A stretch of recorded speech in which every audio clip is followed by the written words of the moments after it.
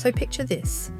A 15-year-old girl skipping school in Covent Garden gets spotted on the street. And just like that, within weeks, she's on the cover of Elle magazine. She doesn't have any connections, and no industry parents to help get a foot in. That girl was Naomi Campbell. And what happened next would make her not just one of the most famous models on the planet, but one of the most powerful people in fashion. There are thousands of models in the world, hundreds of household names, but there is only one Naomi. If you ask anyone in fashion who has one of the greatest runway walks of all time, there'd be no debate. Her head stays high and perfectly level, feet crossing like she's on a tightrope, hips swinging with this energy that is strong and commanding. You can't teach that. The thing is, this isn't really just a story about a walk, or even about modelling. It's about a woman who looked at an industry that didn't want to pay her equally, didn't want her on the covers, didn't want to make her the face of luxury brands, and she changed all of it anyway. So, let's get into it. This is Naomi Campbell. Back in 1985, Naomi was 15 years old, and fashion was the last thing on her mind. She was a student at the Italia Conti Academy of Theatre Arts, where she was deep into ballet training, with the goal of becoming a professional dancer. Then one afternoon, she's hanging out with friends in Covent Garden, when a model scout approaches the group. She looks at the girls and asks if they want to be a model. Naomi, who's naturally quite shy, assumes she's talking to her fair-haired friends, and she steps aside to let them answer. But the scout looks straight at her and says, "I'm talking to you." But her mum isn't immediately on board. She wants Naomi focused on her exams, not catwalks. But Naomi signs anyway, and then things just take off. 3 months later, she's in New Orleans shooting for British Elle. In April 1986, just weeks before her 16th birthday, she lands the cover. And the response is immediate. American modelling agents are flying to London just to meet her. And by 16, Naomi's walking shows in Paris and Milan. Her ballet training gives Naomi something most models don't have. A posture and rhythm that's very difficult to teach. And the designers definitely noticed. With Karl Lagerfeld, Gianni Versace, Alaia starting to book her regularly. By 1987, she's formed a close bond with two other rising stars, Christy, Turlington, and Linda Evangelista. The press calls them the Trinity, and for good reason, as they're the most dominant trio in the industry. But it's more than just work. At the time, the fashion industry was deeply exclusionary. Despite Naomi's obvious talent, she was routinely locked out of major luxury brand bookings and runway shows purely because of the colour of her skin. Linda and Christy started to use their leverage to push back. They went to designers and made it simple. If you don't book Naomi, you don't get us. And Naomi isn't just along for the ride. She takes that momentum and starts pushing on every door she can find. She lands British Vogue, their first black cover girl since 1966, then French Vogue in August 1988. However, this one almost didn't happen. It took Yves Saint Laurent threatening to pull all of his advertising from the magazine before they agreed to put her on the cover. And then in September 1989, Naomi closes out the decade with American Vogue's September issue, the most coveted cover in fashion and the first black model to do it. Behind the glamour, Naomi's life was moving incredibly fast. When she was 16, on her very first working day in Paris, she met Alaia. And the moment he saw her, something just clicked and he took her under his wing.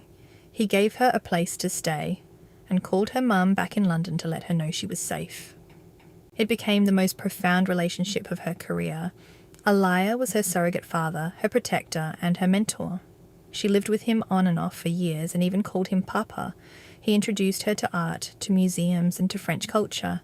When he passed away in 2017, Naomi led the tributes, and she still fiercely champions his legacy to this day.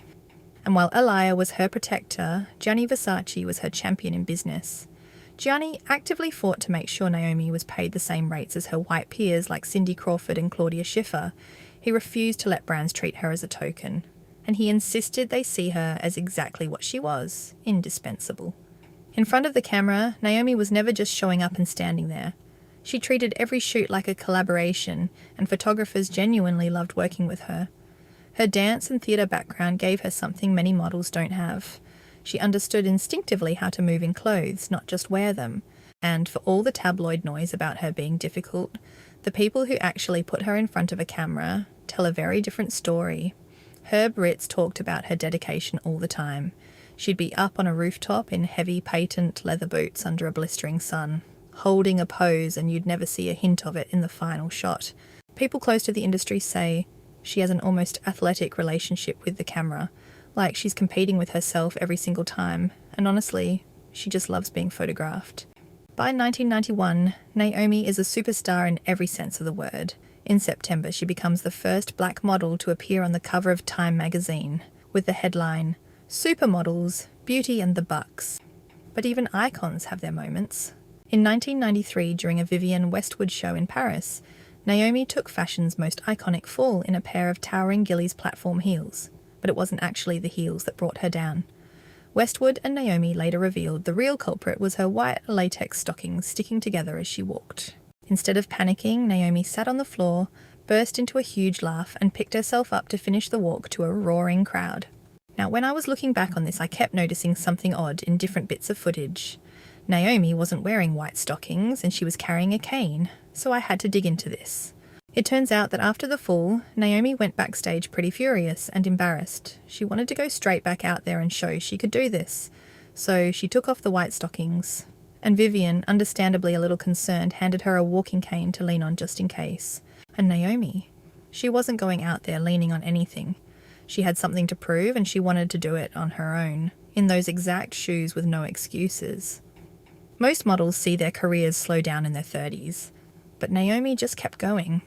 At 48, she landed her first beauty campaign for NARS Cosmetics. A bigger deal than it sounds, because beauty brands had historically been the most reluctant to sign more mature black women, and it didn't stop there. Into her 40s and 50s, she was still anchoring global campaigns for Burberry, Calvin Klein, and Boss.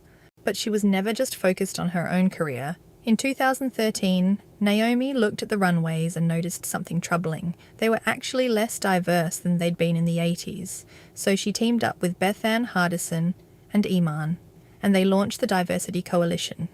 And they didn't just speak out. They sent formal open letters to the major fashion councils in New York, London, Milan, and Paris, and they named names. Marc Jacobs, Victoria Beckham, Celine, all publicly called out for using zero or just one model of colour. Their message was simple and devastating. The result is racism. And the industry listened. It forced real structural changes in how shows were cast. Fast forward to today, and Naomi is closing in on 40 years in the industry, and she's still headlining.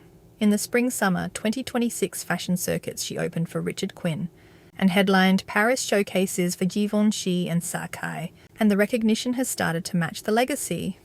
In 2024, the Victoria and Albert Museum in London hosted Naomi in Fashion, the first major solo exhibition in the museum's history dedicated entirely to a black woman.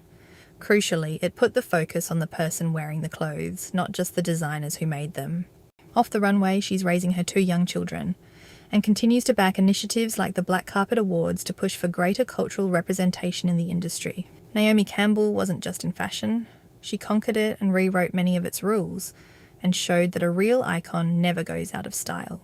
We can probably talk about Naomi Campbell all day. The covers, the coalitions, the controversies, the comebacks. But at the end of it all, there's a reason she became one of the most famous models. And it's not something you can fully explain. It's something you have to see. So here it is, one of the greatest runway walks in history. Hiding in the dark, but we can see it through the lens that has captured us. So don't let it go.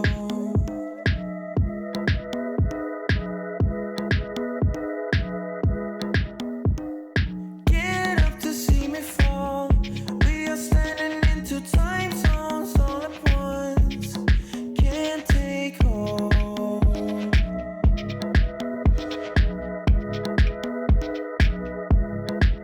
Our minds are far apart, but we don't need to talk. SILENT, we don't need our words to speak. SILENT, let your body set you free.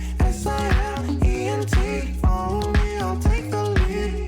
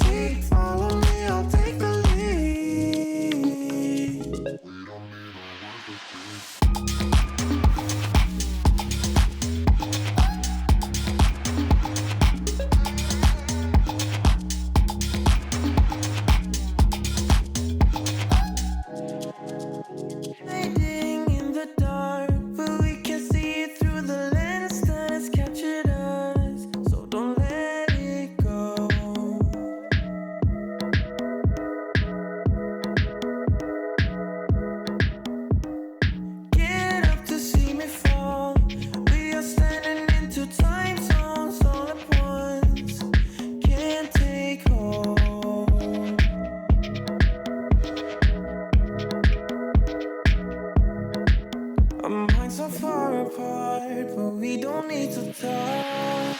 S-I-L-E-N-T, we don't need our words to speak. S-I-L-E-N-T, let your body set you free. S-I-L-E-N-T, follow me, I'll take the lead.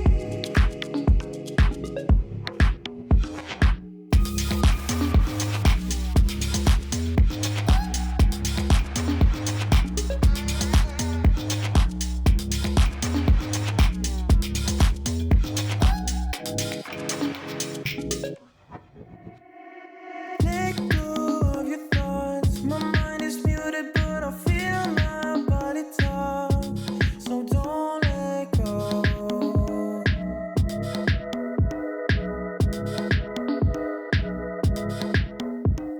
Stand by the water's edge. I touch the surface and I feel you and me connect.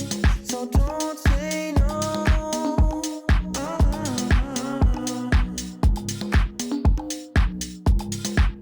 Our minds are far apart, but we don't need to talk. S-I-L-E-N-T, we don't need our words to speak.